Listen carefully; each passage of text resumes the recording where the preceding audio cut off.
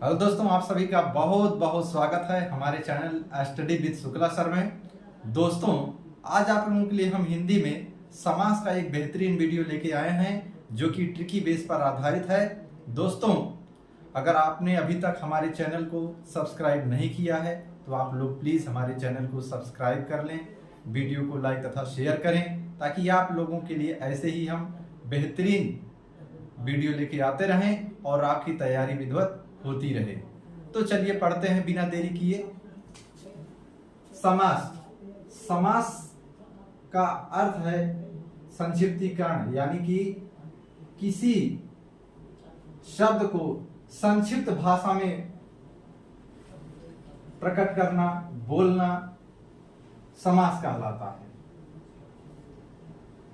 जहां कम से कम शब्दों में अधिक अर्थ प्रकट किया जाए, यानी कि हम कम बोले उसका अधिक अर्थ प्रकट किया जाए, वहां पर समास कहलाता है। जैसे रसोई के लिए घर, रसोई के लिए घर इसका होगा रसोई घर। अगर हम इतना ना बोले रसोई के लिए घर, रसोई घर बोल दे रहे हैं, फिर भी हमारा ये वाक्य बन जा रहा है, पूरा हो जा रहा है। यानी कि इससे पता लग जा रहा है कि हम कहना क्या चाह रहे हैं। रसोई घर से मतलब हुआ जहां हम खाना पकाया जाता है, वही रसोई घर होता है। और दूसरा इसका देख लें उदाहरण, हाथ के लिए कड़ी, हथकड़ी। अब हमको इतना बोलना पड़े कि हाथ के लिए कड़ी। अगर उसको हम संक्षिप्त भाषा में बोल रहे हैं हथकड़ी, हथकड़ी शब्द बोलने से हमको पता चल गया कि हथकड़ी है क्या। अब देखें हम समास के भेद, समास के भेद या प्रकार। तो समास 6 प्रकार का होता है। समास 6 प्रकार का होता है। नंबर 1 अव्ययी भाव समास, नंबर 2 तत्पुरुष समास, नंबर 3 कर्मधारय, नंबर 4 द्विगु समास, नंबर 5 द्वंद्व समास, नंबर 6 बहुव्रीहि समास। फिर से देख लें, समास के 6 भेद हैं या 6 प्रकार हैं। अव्ययी भाव, तत्पुरुष, कर्मधारय, द्विगु, द्वंद्व, बहुव्रीहि। अव्ययी भाव समास, इसका प्रथम पद प्रधान होता है। अव्ययी भाव समास का प्रथम पद सब इसका प्रधान होता है। अब इसकी ट्रिक देखें। अगर शब्द में उपसर्ग लगा हो तो वहां पर अव्ययी भाव समास होगा। अगर किसी शब्द में उपसर्ग लगा हो तो वो अव्ययी भाव समास होगा। हम जानते हैं कि उपसर्ग शब्द के पहले लगता है। जैसे यथाशक्ति, यथाशक्ति में यथा क्या है? उपसर्ग है। आजन्म, आजन्म में आ उपसर्ग है। प्रतिकूल, प्रतिकूल में प्रति क्या है? उपसर्ग है। प्रभाव, प्रभाव में प्र क्या है? उपसर्ग है।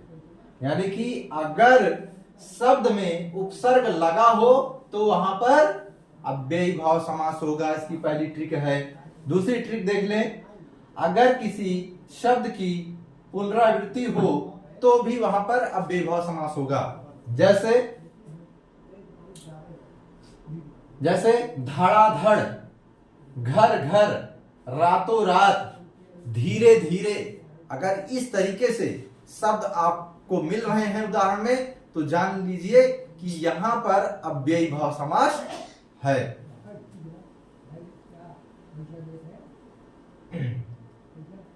द्वंद्व समास, इस समास में दोनों पद प्रधान होते हैं। द्वंद्व समास के दोनों पद प्रधान होते हैं। इसकी ट्रिक क्या है? इस समास का विग्रह करने पर शब्द के बीचों बीच में और आता है, यानी कि दो शब्दों को और क्या करता है? जोड़ता है। जैसे राधा कृष्ण, राधा कृष्ण, इसका होगा राधा और कृष्ण। नर नारी, नर और नारी। गुण दोष, गुण और दोष। अगर इस तरीके से आपको मिल रहे हैं तो वहां पर द्वंद्व समास है।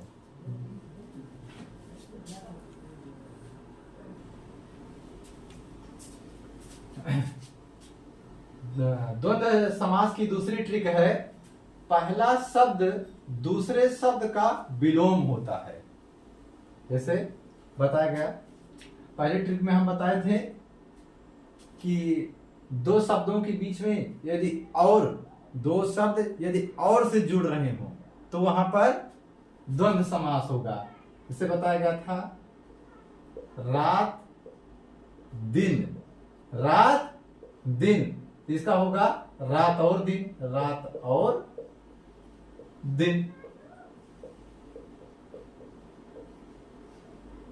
रात और दिन, ये और से जुड़ रहा है।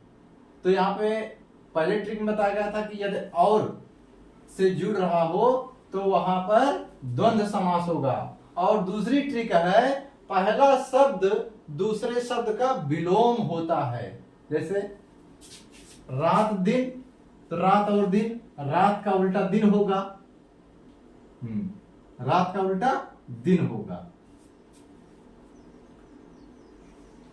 अब देखिए द्विगु समास। द्विगु समास में पूर्व पद संख्यावाचक होता है। द्विगु समास में पूर्व पद संख्यावाचक होता है।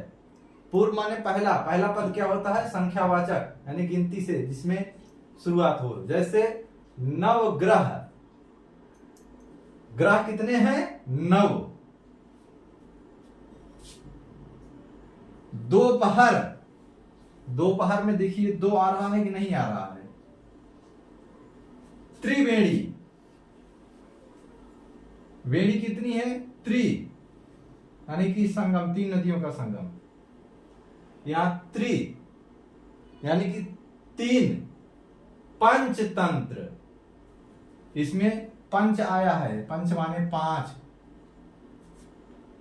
तिरंगा यानी कि 3 रंगों वाला। द्विगु समास में पूर्व पद संख्यावाचक होता है। जैसे नवग्रह, दोपहर, त्रिवेणी, पंचतंत्र, तिरंगा यानी कि 3 रंगों वाला।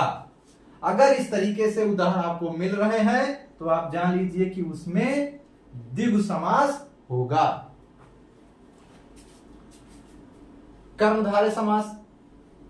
कर्मधारय से मतलब होता है कि कर्म को धारण करने वाला, यानी कि जो कर्म को धारण करे उसे कर्मधारय कहते हैं।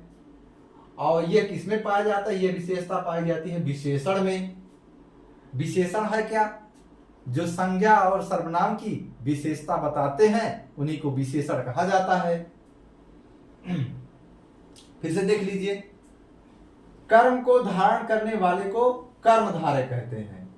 और यह किसमें होता है? विशेषण में होता है। कर्मधारय समास जो है विशेषण है। इसके उदाहरण जैसे चरण कमल, उसके कमल कैसे हैं? मतलब सॉरी, उसके चरण कैसे हैं? कमल के समान है। चंद्रमुख, मुख कैसा है? चंद्रमा के समान है। महात्मा यानी कि जिसकी आत्मा महान हो, महाआत्मा। लाल मणि, मणि कैसी है? लाल है। नील कमल, कमल कैसा है? नीला है। ये इसमें देखिए, ये सभी विशेषण शब्द के उदाहरण हैं। विशेषण वो होते हैं जो संज्ञा सर्वनाम की विशेषता बताएं, उनको विशेषण कहा जाता है। और कर्मधारय समास के उदाहरण है चरण कमल, चंद्रमुख, महात्मा, लाल मणि, नील कमल। यानी कि जो कर्म को धारण करे उसे कर्मधारय समास कहते हैं। ठीक है, आगे देखिए बहुव्रीहि समास। इस समास में कोई भी पद प्रधान नहीं होता। बहुव्रीहि समास में कोई भी पद प्रधान नहीं होता। दोनों पद मिलकर एक तीसरा पद बनाते हैं तो उसका तीसरा पद प्रधान होता है। जब 2 पद मिलकर तीसरा पद बनाते हैं तब वह तीसरा पद प्रधान होता है। लंबोदर यानी कि लंबा है उदर जिसका, यानी कि गणेश, जिनका पेट लंबा हो, लंबोदर, लंबोदर माने कि जिसका उदर माने पेट, यानी कि इसका पेट लंबा हो, यानी कि गणेश। दशानन यानी कि जिसके 10 मुख हो, 10 मुख वाला। दशानन यानी कि 10 मुख वाला अर्थात रावण। चतुर्भुज यानी कि 4 भुजा वाला। 4 भुजा किसकी है? ब्रह्मा जी की। पीतांबर, पीला है अंबर जिसका, अर्थात विष्णु जी।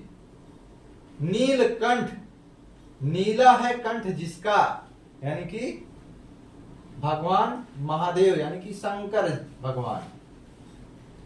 दोस्तों आप इसको नोट कर लीजिए।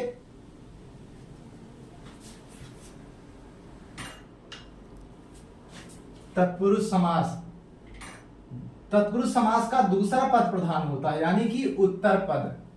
जिस समास का उत्तर पद प्रधान हो वह तत्पुरुष समास होता है। इसमें 2 पदों के बीच कारक चिन्हों का लोप हो जाता है।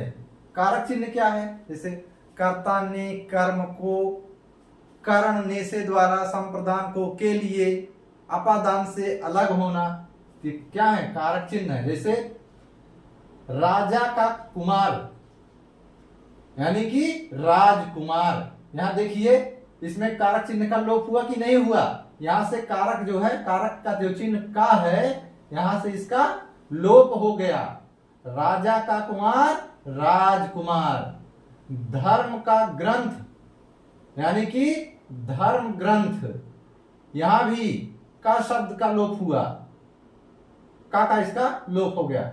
रचना को करने वाला, रचना को करने वाला यानी कि रचनाकार। तो यदि इस तरीके से आपको मिल रहे हैं, हाँ सॉरी, इसमें को करने वाला, इसमें यहां पर भी क्या हुआ? को जो है, को का जो है लोप हो गया। फिर से देखिए, तत्पुरुष समास में दूसरा पद प्रधान होता है, यानी कि उत्तर पद प्रधान होता है। इसमें 2 पदों के बीच कारक चिन्हों का लोप हो जाता है। इसकी जो पहचान है कि 2 पदों के बीच कारक चिन्हों का लोप हो जाता है। राजा का कुमार, राजकुमार। धर्म का ग्रंथ, धर्म ग्रंथ। रचना को करने वाला, रचनाकार। यहाँ इसमें का लोप हुआ, का लोप हुआ, को का लोप हुआ। अब देखिए एक बार इसमें प्रकाश डालते हैं फिर से। पदों की प्रधानता के आधार पर वर्गीकरण। तो हमने बताया था कि समास के कुल 6 भेद हैं। अब पदों की प्रधानता की दृष्टिकोण से इसको देख लें। पूर्व पद प्रधान होता है अव्ययी भाव समास में। उत्तर पद प्रधान होता है तत्पुरुष समास में। कर्मधारय व द्विगु समास का उत्तर पद प्रधान होता है। दोनों पद प्रधान होते हैं द्वंद्व, द्वंद्व समास के दोनों पद प्रधान होते हैं। और दोनों पद अप्रधान होते हैं, किसके अप्रधान होते हैं? बहुव्रीहि समास के। बहुव्रीहि समास के पूर्व पद और उत्तर पद दोनों अप्रधान होते हैं। दोनों पद मिलकर तीसरा पद बनाते हैं, तो वही तीसरा पद प्रधान होता है। दोस्तों आप इसको नोट कर लीजिए।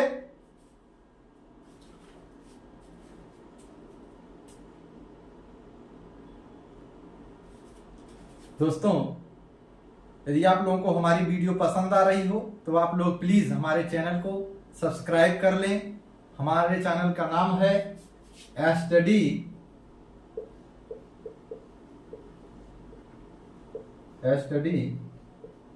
विथ शुक्ला सर, और दूसरा चैनल हमारा है स्टडी 1.5। दोस्तों हमारे चैनल को सब्सक्राइब कर लीजिए, वीडियो को लाइक तथा शेयर कीजिए, ताकि आप लोगों के लिए ऐसे ही हम बेहतरीन वीडियो, जो ट्रिकी बेस पर आधारित वीडियो लेके आते रहें, आपकी तैयारी होती रहे। धन्यवाद, जय हिंद। मिलते हैं अगली क्लास में।